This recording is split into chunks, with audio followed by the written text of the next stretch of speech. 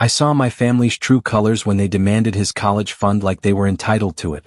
I said, okay, but with one condition that shook them all to their core. I'm Eric. I'm a single dad, and 8 months ago I buried my 16-year-old son Connor. The funeral at St. Mary's Chapel was packed. Everyone came and cried. My sister Amanda, my parents, Uncle Tommy, Aunt Linda, they all promised they'd be there for me. But as the days turned to weeks, the phone calls stopped. The visits ended. And their concerned texts became distant memories. Everyone disappeared, except Jake, Connor's best friend. Connor had been battling leukemia for 2.5 years. His condition meant endless trips to Denver Children's Hospital, sleepless nights in those uncomfortable chair beds, and watching my boy fight for every breath. During those dark days, there was only one constant visitor.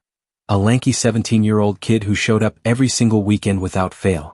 Mr. Eric, I brought Connor some new Marvel comics, Jake would say, clutching the latest issues of Spider-Man and X-Men. His eyes would light up as he pulled his chair close to Connor's bed, settling in for hours of quiet conversation and shared laughter. You didn't have to drive all the way from Boulder today, I'd tell him during particularly rough weeks when Connor was barely conscious from the chemo.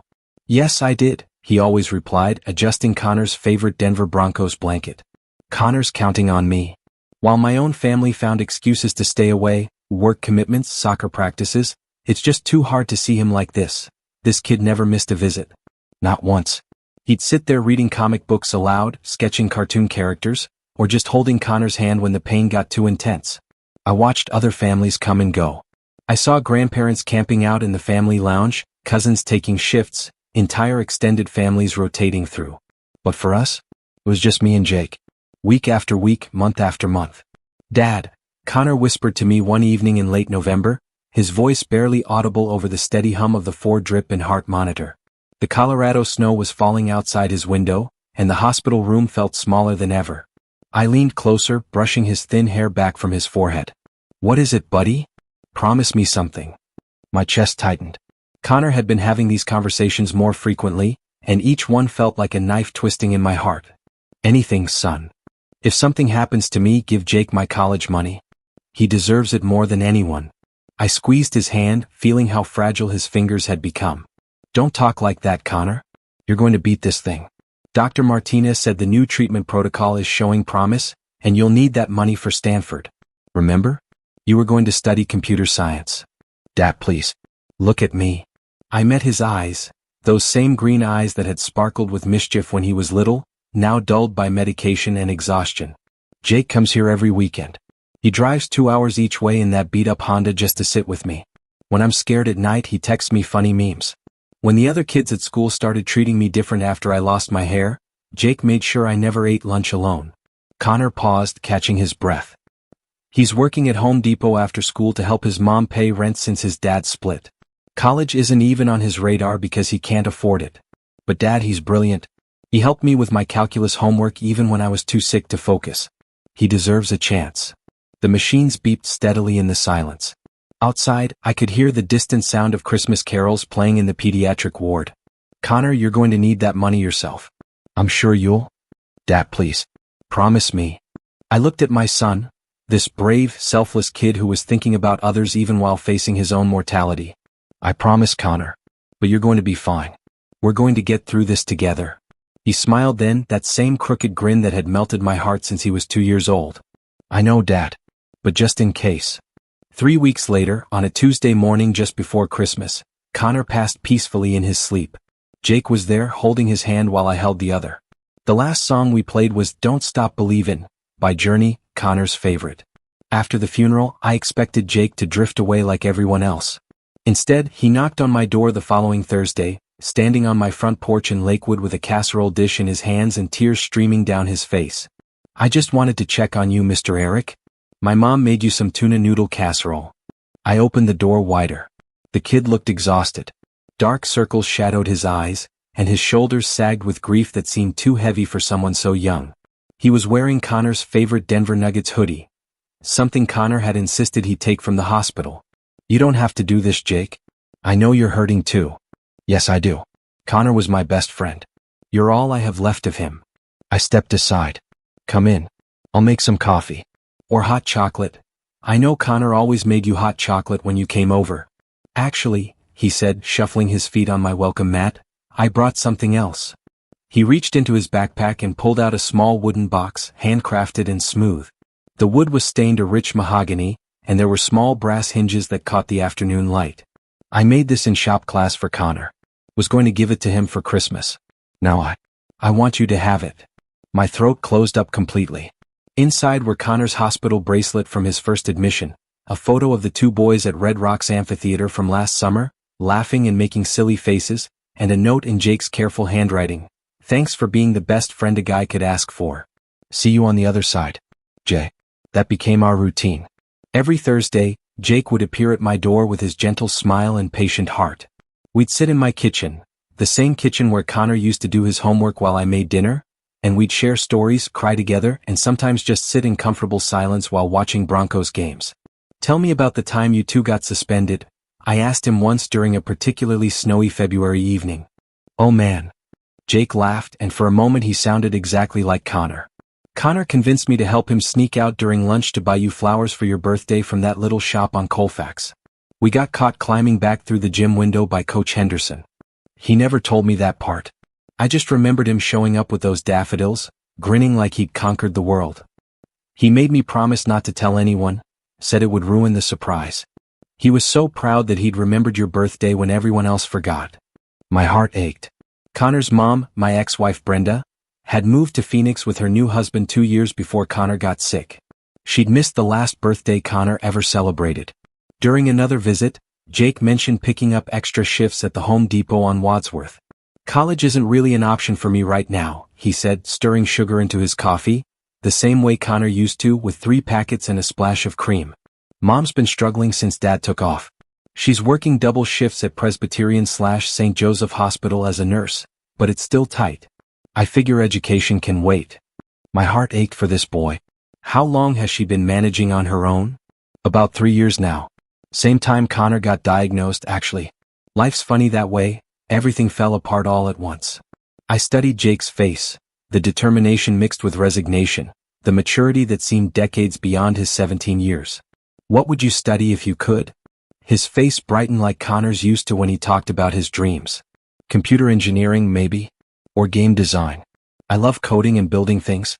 Connor and I were actually working on this indie game together. He was doing the storyline and I was handling the programming. Called it Quantum Heroes.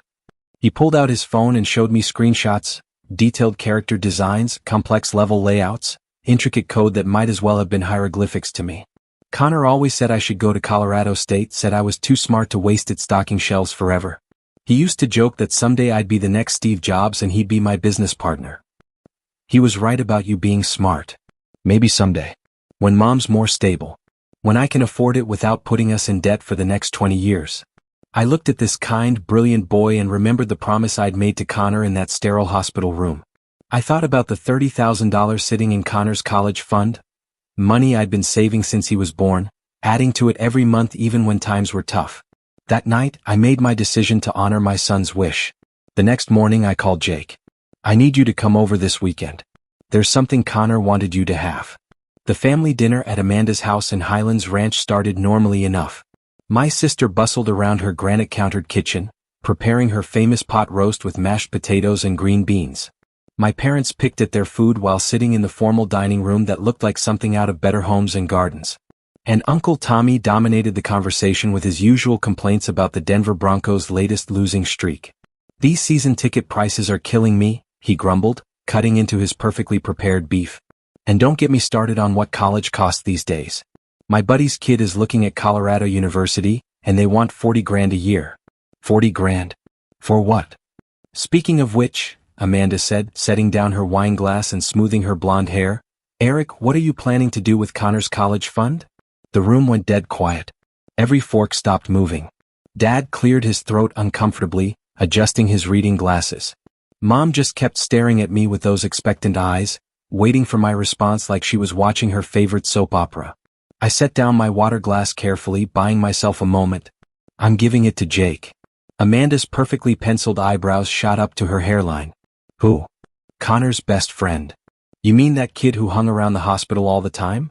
Mom's voice carried a note of disbelief that could have cut glass. Honey, that money should stay in the family. Connor would want his cousins to benefit. $30,000. Uncle Tommy practically shouted, leaning forward so fast he nearly knocked over his beer bottle. That's not pocket change, Eric. Are you thinking clearly? Maybe you should talk to someone professional about this decision. I'm thinking perfectly clearly, Tommy. My Brandon needs help with college, Amanda said, her voice rising with each word. He's your nephew. Your actual family. Your blood relative. He's been accepted to Denver University's business program. I looked around Amanda's pristine dining room table. These people were my blood relatives. The same people who'd sent flowers to Connor's funeral, offered empty condolences and made hollow promises to be there for me. Blood doesn't mean much when it disappears when you need it most. The silence that followed was deafening. That's not fair, Dad interjected, his voice carrying that same authoritative tone he'd used when I was 12 and had broken Mom's favorite vase. We were dealing with our own situations, Eric. We couldn't just drop everything. Were you? What situations, Dad? What was so monumentally important that you couldn't visit your dying grandson more than twice in 2.5 years? Dad's face turned the color of Amanda's burgundy walls. You know I don't do well with sickness, son. Hospitals make me uncomfortable. It's not personal. Uncomfortable? I stood up slowly, my chair scraping against the hardwood floor. Neither do I, Dad. But I did it anyway. Every single day for 2.5 years. Eric, this is completely unfair, Amanda said, her voice taking on that shrill quality it got when she didn't get her way. Unfair? Where were you, Amanda? Where were you when Connor was dying? When I sat in that hospital for weeks, watching my son fade away while machines kept him breathing? I was busy with Brandon's soccer season, and work was crazy with the merger. Busy? The word came out like a curse. And you, Mom?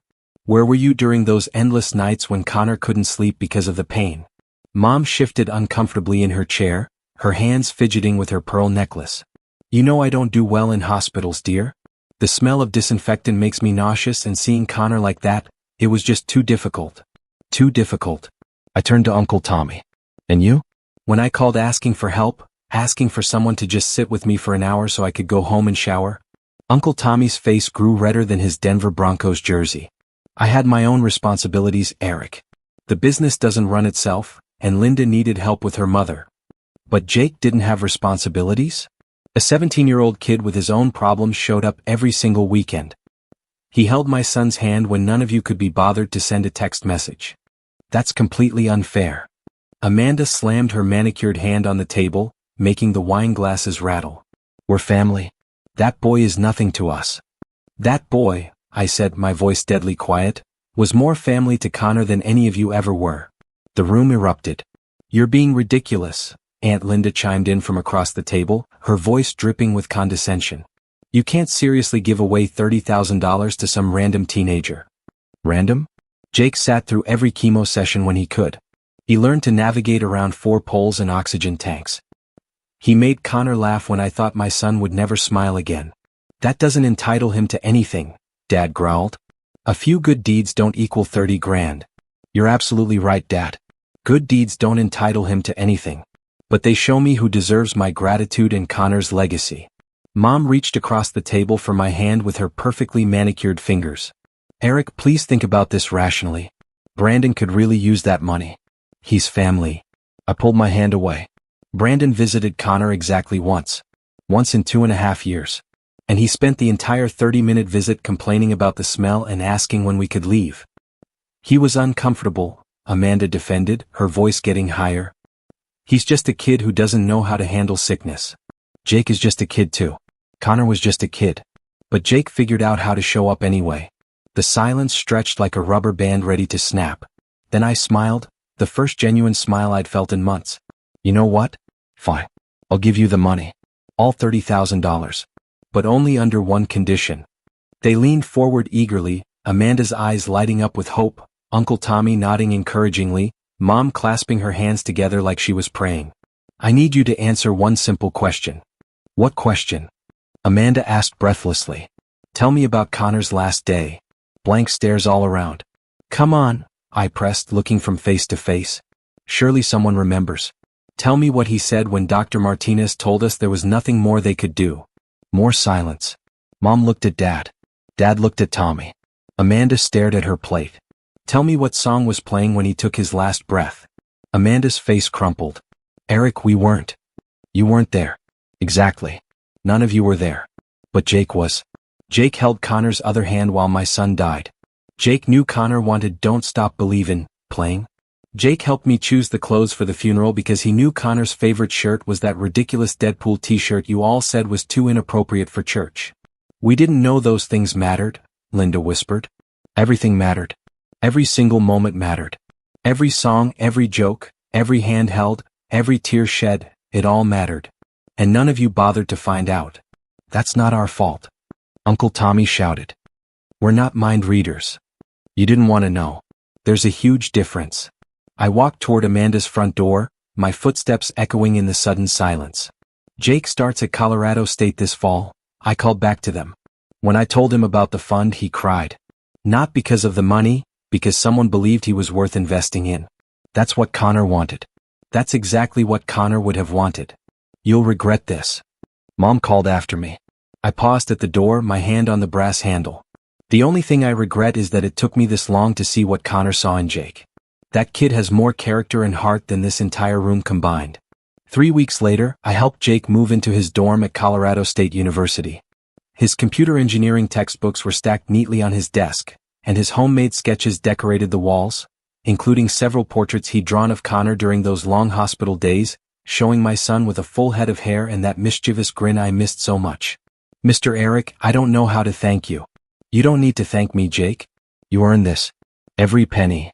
I promise I'll make you proud. I'll make Connor proud. I put my hand on his shoulder. You already have, son. You already have. As we finished unpacking, his roommate arrived, a cheerful kid from Grand Junction with arms full of Colorado Rockies memorabilia. I watched Jake introduce himself with the same gentle kindness that had comforted my dying son. Your dad seems really cool, the roommate said, gesturing toward me. Jake glanced at me, his eyes bright with unshed tears. Yeah, he is. He's the best dad a guy could ask for.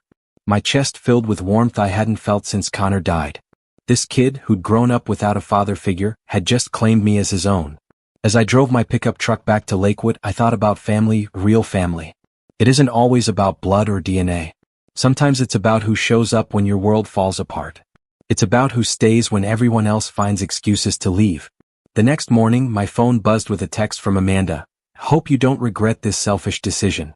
Don't come crawling back when you need family. Pouting face. I smiled and deleted it without responding. Connor would be proud. I know he would be. He'd probably say something like, see, Dad? I told you Jake was special. Now we're both lucky enough to have him. And for the first time in months, that knowledge filled the empty spaces in my heart with something resembling peace. The kind of peace that comes from doing exactly the right thing, even when everyone else thinks you're wrong. Sometimes the family you choose matters infinitely more than the family you're born with. They show up. They stay. They hold your hand in the darkness.